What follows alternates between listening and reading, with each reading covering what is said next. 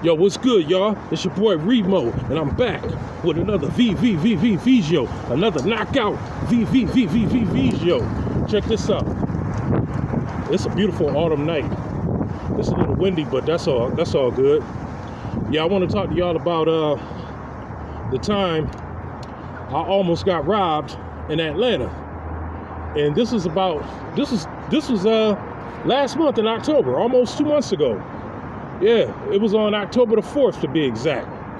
Yep, almost got robbed. Everybody know Atlanta ain't no joke. You know, I've been down there before, and you know, Atlanta ain't no joke. You heard? But yeah, I almost got robbed because when we went to LA on the way back, we missed our connecting flight. So Delta Airlines paid for us to stay in a hotel and everything. We went to the Sonata Hotel on Virginia Avenue in Atlanta. And to me, the whole strip just looked like, you know, it looked like a regular strip, you know, I thought it was out in the suburbs or something.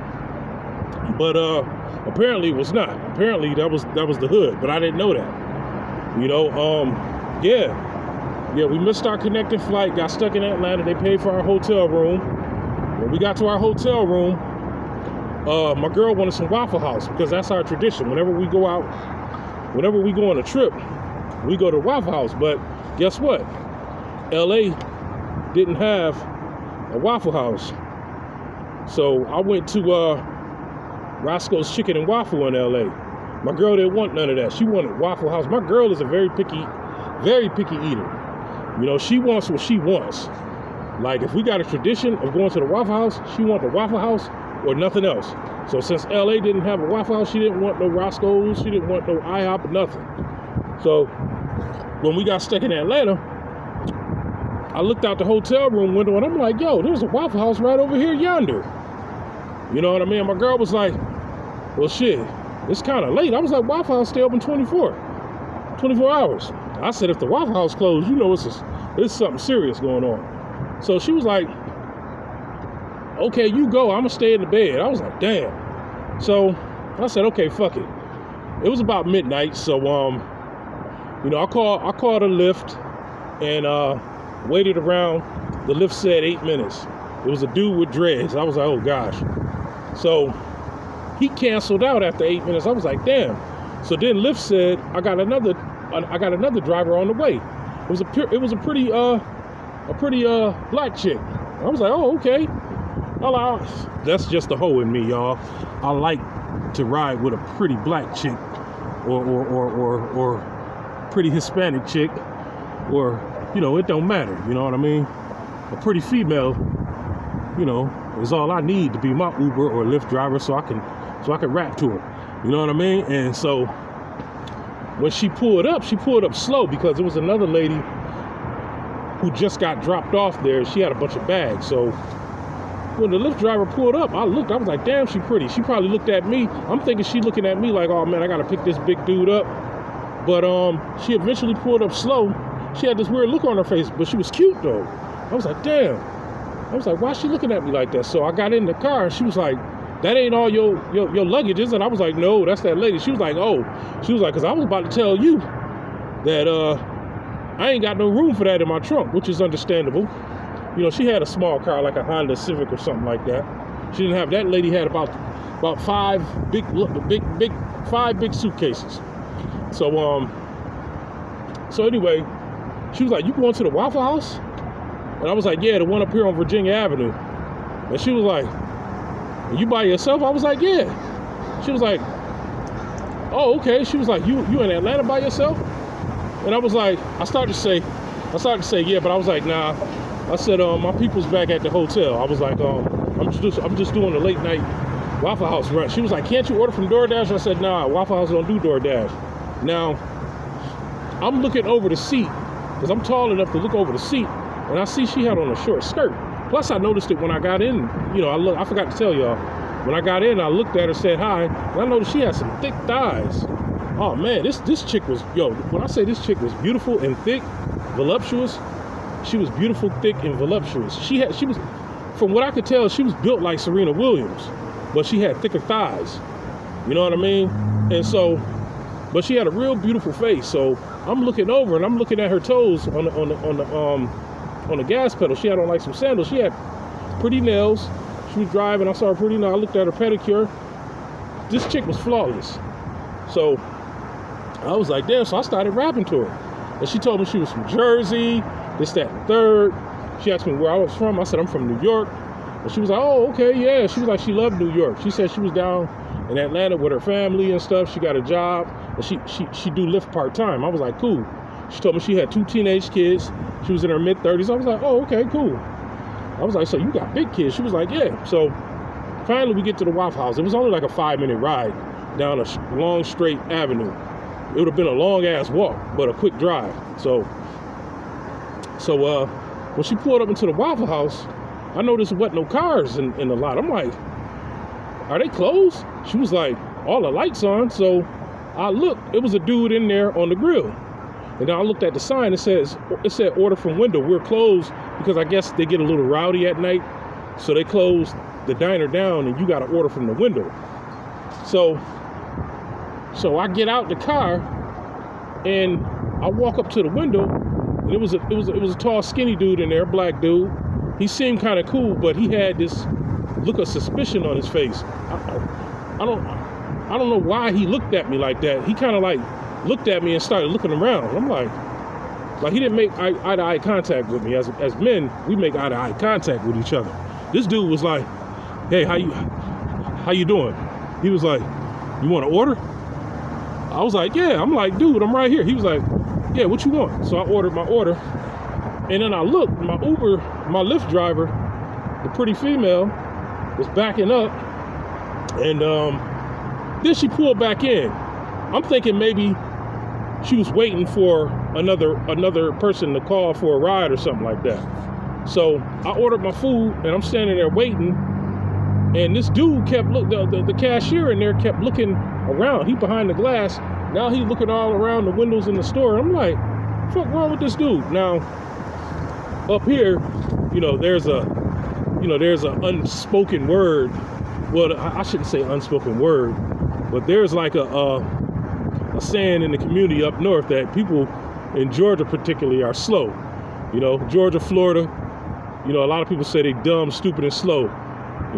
Now, I don't agree because there's some dumb, stupid, slow motherfuckers up here, but I guess the word on the street up here was down south they even slower. I don't know. That's just what I've been hearing all my life. Now Florida, certain parts of Florida, there's some dumb motherfuckers down there, and they still scared of white folks down in Florida. But I'm in Atlanta, and I know Atlanta ain't no joke. So if you dumb and stupid and slow, you would do anything and not think twice about it. So I'm down there, I'm waiting for my food. Meanwhile, the Lyft driver, she parked right behind me. I'm at the window, she waiting, this dude looking around. So I'm looking at my phone, trying to look busy, trying to look preoccupied and shit. So out of the corner of my eye, I see a dude walking this way, coming straight towards me.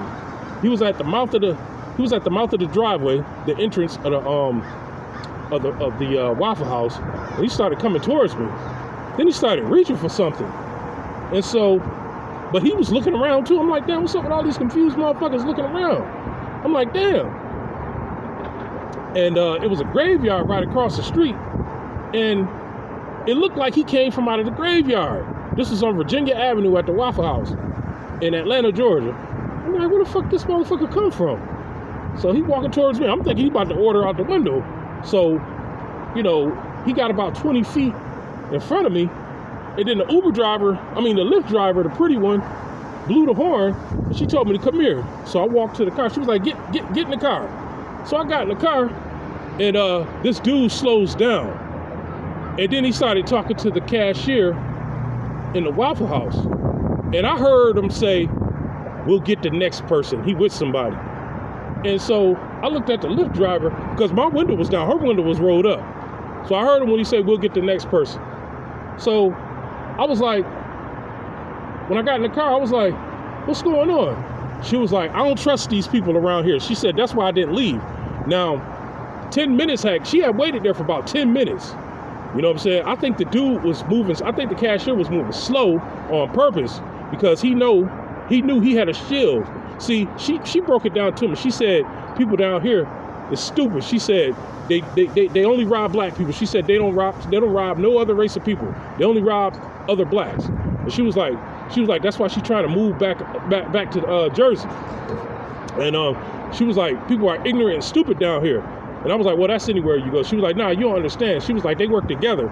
She was like, he probably was working with him to rob you. And I was like, really? I was like, yeah, dude was reaching for something. She was like, ain't no telling what he had. She was like, that's why I stood here. She was like, because I saw him coming from out of that graveyard when I made a right up in here. She said, when I pulled up in here, she was like, I saw him walking this way. She was like, this is a shady area. I was like, damn, it don't look like it. It looked like a business district or something. You know, ain't nothing but hotels and gas stations and, you know, restaurants and cemeteries over there.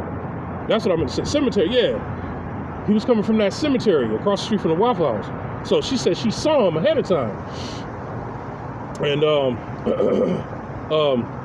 I was like, damn, so this dude was about to rob me. She was like, yeah. She was like, I can tell by the look on his face. She was like, I'm telling you. She was like, something told me to stay here and watch you. She was like, you not from here? I'm not from here. But she was like, but I've been here long enough to know how these people are. She was like, so just wait right here until they finish your food. And he hurried up and made my food. You know what I mean? I paid him or whatever. He gave it to me. And I was like, all right, man. I said, I'll catch you on the rebound. And then the dude stood stunned because he didn't know if I was from there or what. You know, he just looked at me like I'm a big dude. He had this look on his face like I knew what he was about to do and I might be coming back. Because he didn't say yay, no. He didn't say yay, nay, yes or no. He didn't respond. I said, I'll catch you on the rebound. He thought about that. He was like, and I was like, yeah, I'll catch you on the rebound. So I got back in the lift. She took me back to my hotel. And on the way to the hotel, we exchanged social media information. And I said, yo, I'm going to tip you when I get back into this hotel. So, you know, I paid my lift fare. And she gave me her Cash App and her social media info. And so when I got back to the hotel and got settled, I tipped her another $30. I sent $30 to her Cash App. You know, and she accepted my friend request on social media. So from that point on, every day I've been thinking about this chick. You know, I'm like, yo, that had to be my guardian angel. You know, it had to be. Because here I am in a city, you know, after midnight by myself. You know, don't nobody really give a shit about me other than my mother, you know, and my father and, you know, maybe my girl. That's it. You know what I'm saying? Like, extended family members, don't nobody really give a shit about me outside of my parents. You know, like I said, maybe my girl, you know, because she prayed for me a lot. So, you know, that's it. You know what I mean? So I felt like she was heaven sent to protect me. Your guardian angel come in all colors, but I think that pretty thick chick that was the Lyft driver, I believe she was sent by God to protect me, you know, because I was initially supposed to get the dude with dreadlocks.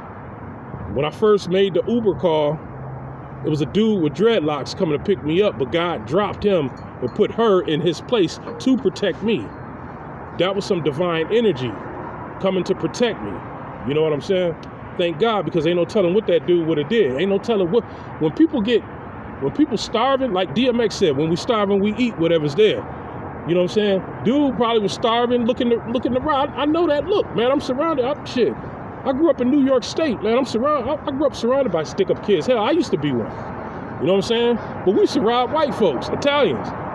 You know what I mean? I stole from other, you know, black kids when I was in junior high school and high school, but like, I ain't never robbed a black dude because he's struggling just like me.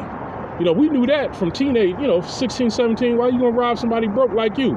And that might know you and might know where you hang out. You rob somebody white or Hispanic that think you and everybody else black look alike. You know what I mean? I ain't gonna rob nobody that look like me, because dude gonna know somebody that know me. He gonna describe, you know what I mean? And then I live in Rochester. This city's small. Well, it's a mid-sized city, and you bound to see somebody again. You might bump into somebody at Walmart that you done robbed last week. You might not know what he looked like, but he ain't gonna forget what you look like. You know what I'm saying? Now people rob each other, you know, with masks on and shit. We wasn't doing all that back in the 90s. You know what I'm saying? We robbed some Italians and some Puerto Ricans. I used to love robbing Puerto Ricans. You know what I mean? Because they just drop everything and run. Start speaking Spanish. Mira. Holiday. Ipa, mira. Hola. Vente. You know what I mean? But yeah, that was my guardian angel. So that was October. I sent her the $30, and we never conversed again on social media. But every now and then, I'll look at her page and I'll be like, damn, she fine. You know, and then she stopped posting stuff after Halloween, you know what I mean? I didn't really hear from her. So Thanksgiving Day, I'm sitting there eating, and I just started reminiscing about our trip. Then I thought about what almost happened to me in Atlanta.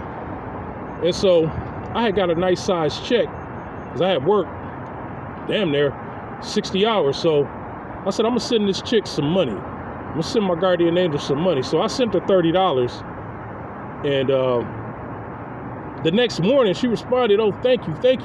And then she started, you know, me and her started texting back and forth all day long. She was telling me about her personal problems. I was telling her about my issues that I'm going through. And it's like God put us together for more than just her to be my guardian angel.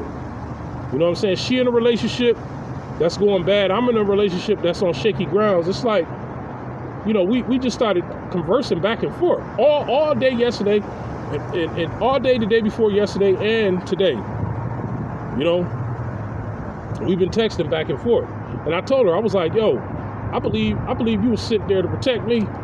And the vibe that I got from her was, you know, she's the black sheep of her family.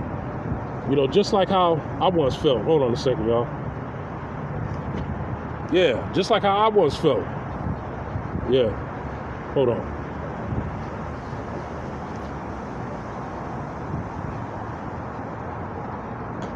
Yeah, hold on a minute.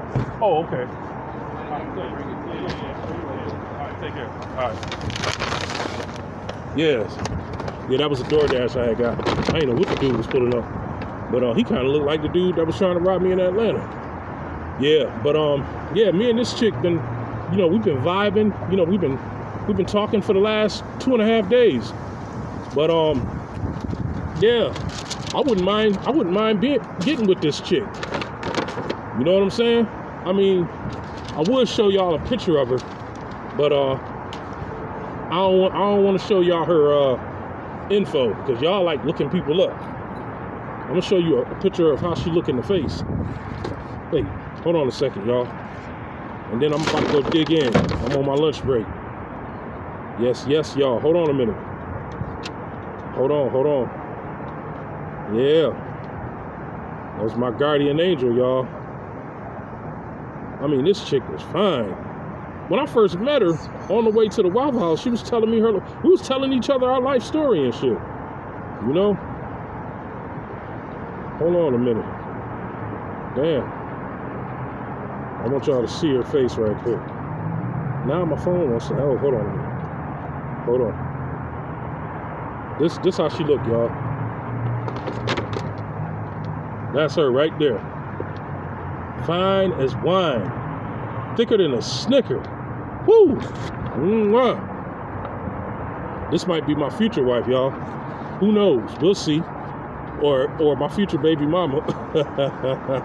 Alright, y'all, it's your boy Remo. Peace. Holla at me. I'm gonna drop a new video probably next week about the chick that I banged that looked like damn, what she look who she looked like? I don't know, but it was an Italian broad that I banged. She kinda looked like a thick, I don't know. Damn. I gotta really sit down and remember who I said she looked like when I first banged her. But she was by far at this time the finest chick that I banged, you know, that I ever banged. She still might be up on this list. She was a fine ass Italian chick. She was a stripper.